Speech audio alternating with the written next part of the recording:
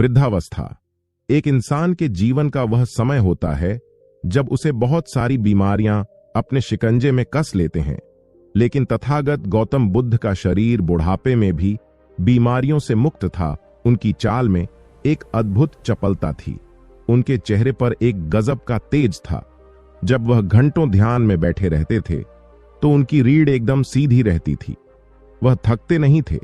रात को सोते समय जिस अवस्था में वह होते थे, सुबह उसी अवस्था में उठते थे।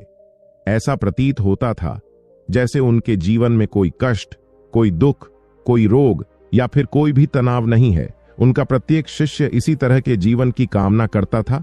एक दिन तथागत के एक शिष्य ने तथागत से सवाल किया। उन्होंने कहा कि हे तथागत, एक भिक्षु का पूरा जीवन भिक्षा पर व्यतीत होता है।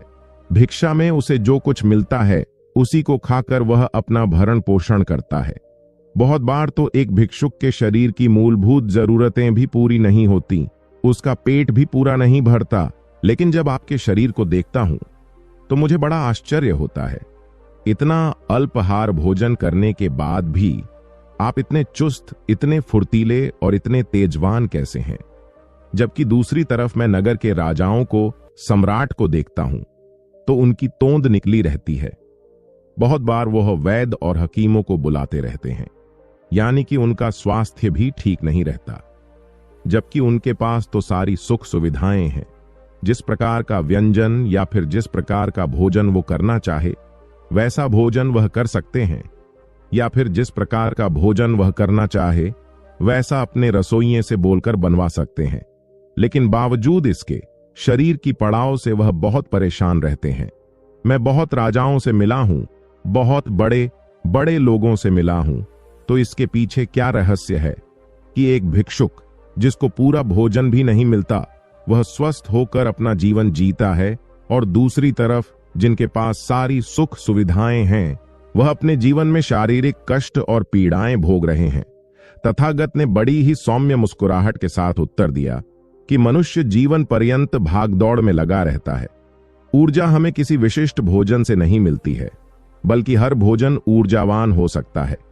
तुमने देखा होगा कि जो लोग रूखा सूखा भोजन खाते हैं वह भी अक्सर शारीरिक रूप से मजबूत पाए जाते हैं, और जो लोग किसी विशिष्ट प्रकार का भोजन यह सोचकर करते हैं कि इसे खाने से हमें ताकत मिलेगी, हमारे शरीर को ऊर्जा मिलेगी, तुमने देखा होगा कि ऐसे लोग अक्सर बीमारियों से ग्रस्त पाए जाते हैं। सवाल हम किस प्रकार का भोजन करते हैं यह नहीं है, बल्कि असली सवाल यह है कि जो भोजन हम करते हैं वह किस प्रकार करते हैं। भोजन का सही इस्तेमाल हम कर भी पाते हैं या नहीं कर पाते। जरूरी होता है कि भोजन करने के नियम हमारे जीवन में अपना लिए जाए, ये ताकि साधारण सा भोजन भी हमारे शरीर को वह ऊर्जा प्रदान कर सके जो हमारे शरीर के अंगों को सुचारू रूप से चलाने के लिए आवश्यक होते हैं। शिष्य ने बड़े आश्चर्य के साथ पूछा कि हे तथागत, मैं आपकी बात का अर्थ समझा नहीं। तथागत ने उत्तर देते हुए कहा कि जब भी हम भोजन करते हैं तो क्या वास्तविकता में हम होश पूर्वक अपना भोजन करते हैं? एक व्यक्ति किसी से बातचीत करता हुआ भोजन करता है तो दूसरा व्यक्ति अपने विचारों में डूबा डूबा भोजन करता है। भोजन तो उनका शरीर कर रहा है, लेकिन उनका मन इस भोजन करने में सम्मिलित होता ही नहीं है। और जो कर्म पूरा मन लगाकर नहीं किया जाता, वास्तविकता में वह कर्म कहलाता ही नहीं है। इसीलिए उसका परिणाम भी हमें कभी नहीं मिलता। मैं तुम्हें भोजन करने के कुछ आसन और कुछ नियम बताना चाहता हूं, जिनको अपनाकर कोई भी मनुष्य निरोगी होकर अपना जीवन सुखपूर्वक व्यतीत कर सकता है। अपने मन में पैदा करना बहुत आवश्यक होता है।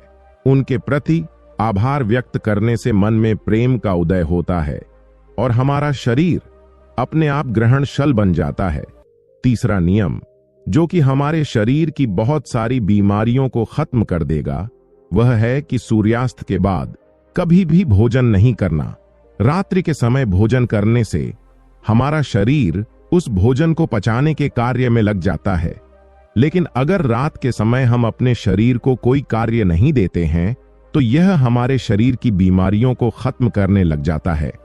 हमारा शरीर अपने आप अपनी बीमारियों को ठीक, उसकी मरम्मत करने की शक्ति रखता है। लेकिन पर्याप्त खाली समय न मिलने के कारण हमारा शरीर अपनी बीमारियों को ठीक कर ही नहीं पाता। देर रात्रि में भारी भोजन करने से पूरी रात हमारा शरीर उसको पचाने के कार्य में लगा रहता है, वह कभी खाली हो ही नहीं पाता है। इसीलिए हमारे शरीर में जो भी बीमारियां पैदा होने लग रही हैं, वह हमारा शरीर अपने आप ठीक नहीं कर पाता है। सूर्यास्त के आधे घंटे बाद तक आप भोजन कर लीजिए या फिर उससे पहले भोजन कर लीजिए, लेकिन रात्रि के समय भोजन करना शरीर के लिए हानिकारक हो सकता है। तथागत ने आगे कहा कि देखो, अच्छा भोजन वह माना गया है जो हमारे शरीर के साथ हमारे मन को भी प्रसन्न रखे। खाना खाते समय झगड़े के भाव रखना, किसी ऐसी जगह पर बैठकर खाना खाना जो साफ सफाई वाली ना हो, जो गंदी हो, या फिर ऐसे व्यक्ति के साथ बैठकर भोजन करना जिसके मन के विचार अच्छे ना हो, तो उससे हमारा मन कभी प्रसन्न नहीं हो सकता है। आवश्यक है कि खाना बनाते समय जो मनुष्य खाना पका रहा है, उसके मन के भाव प्रेम से भरे हुए होने बहुत आवश्यक हैं। अगर वह घृणा के, गुस्से के या फिर झगड़े के भाव रखेगा तो खाने में उसी प्रकार के गुण सम्मिलित हो जाते हैं। हर खाने का अपना एक विशिष्ट गुण होता है और यह गुण और ज्यादा अधिक हो जाता है जब यह मनुष्य के गुण के साथ मिलता है। अगला नियम बताते हुए गौतम बुद्ध ने कहा कि खाना जितना सुपाच्य होगा, जितना आसानी से पचने वाला होगा, उतना ही गुणकारी होगा। साधारण भोजन हमेशा सुपाच्य माना गया है। इसीलिए तुमने अक्सर मुझे दाल भात खाते हुए देखा होगा, क्योंकि यह सबसे साधारण भोजन है जो बहुत सुपाच्य भी है और हमारे शरीर को ऊर्जा भी प्रदान करता है। और यह भी ध्यान रखने वाली बात है कि जो खाना दूसरे जीव को प्रताड़ित कर कर बनाया गया है, यानी कि मांसाहार, उससे हमारा मन कैसे प्रसन्न हो सकता है। जिस जीव को मारते वक्त यातनाएं दी गई हों, जिसको कष्ट पहुंचाया गया हो, आखिरकार उसके मांस में भी तो वही गुण मिलेंगे। इसीलिए साधारण शाकाहारी भोजन हमारे शरीर के लिए सबसे उपयुक्त होता है। भोजन करने का अपना एक विशिष्ट आसन होता है। तुमने मुझे बहुत बार भोजन करते हुए देखा होगा, लेकिन हर बार मेरा भोजन करने का आसन एक ही रहता है। मेरी रीढ़ हमेशा सीधी रहती है। मैं शांत जमीन पर बैठकर भोजन करता हूं, लेकिन जो लोग जमीन पर नहीं बैठ सकते हैं किसी कारणवश, तो उन्हें अपनी रीढ़ तो सीधी हमेशा अवश्य रखनी चाहिए, क्योंकि जब खाना पेट में पहुंचता है तो जब हमारी रीढ़ सीधी होती है तो वह बड़ी आसानी से सीधा हमारे पेट में पहुंच जाता है।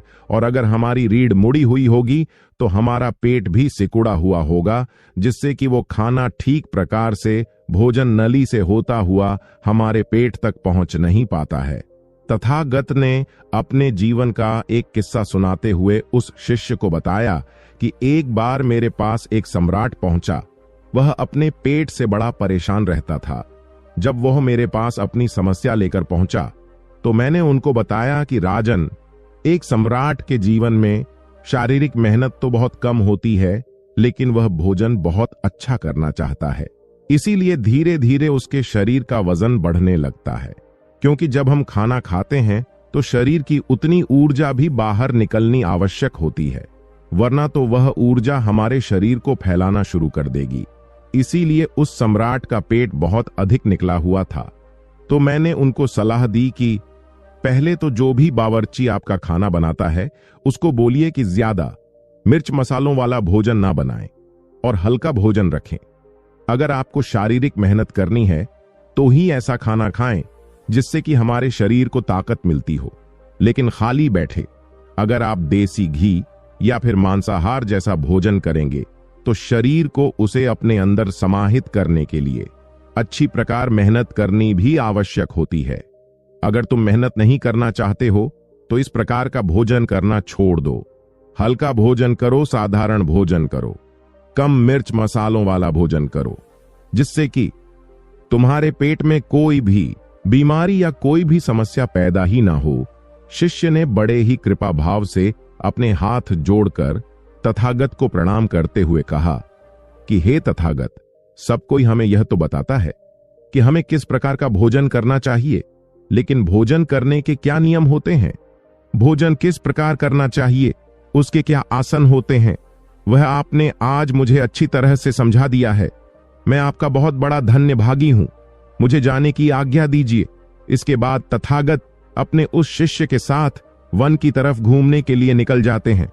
तो दोस्तों, कैसी लगी यह कहानी आपको कमेंट सेक्शन में जरूर बताना। अच्छी लगी हो तो इस चैनल को सब्सक्राइब करके नोटिफिकेशन बेल को जरूर प्रेस कर देना। तो मिलते हैं अगली वीडियो में, तब तक के लिए अपना ख्याल रखें। धन्यवाद और नमो बुद्धाय।